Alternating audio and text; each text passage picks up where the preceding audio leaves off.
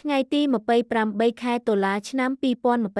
2025 ការវិភាគតារាងប្រចាំថ្ងៃរបស់កូដ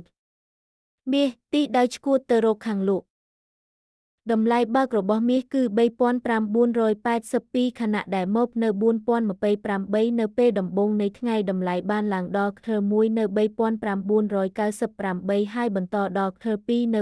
4,014 នៅពេលនៅលើអបទោះជាយ៉ាងណាត្រូវប្រុងប្រយ័ត្នព្រោះខ្សែនៅក្រាហ្វថ្ងៃមានពណ៌ក្រហមខណៈដែល CACE មានពណ៌ខៀវដែលបង្ហាញពីសញ្ញាផ្លាស់ប្ដូរទៅទិសអវិជ្ជមានបើតម្លៃធ្លាក់ចុះក្រោមអបកម្លាំងលក់អាចនាំឲ្យតម្លៃធ្លាក់ដល់ខ1នៅ 3,966 ហើយបន្តទៅជិត 3,950 ចំណុចសង្កត់សំខាន់ថ្ងៃនេះគឺតើទីផ្សារអាចការពារបាននៅលើអបឬបើទេពួកអ្នកលក់នឹងកាន់កាប់ការគ្រប់គ្រងវិញស្បែកជំនួយការវិភាគនេះគឺសម្រាប់គោលបំណងផ្ដល់ព័ត៌មានតែប៉ុណ្ណោះហើយមិនត្រូវបានចាត់ទុកជាដំបូន្មានហិរញ្ញវត្ថុទេ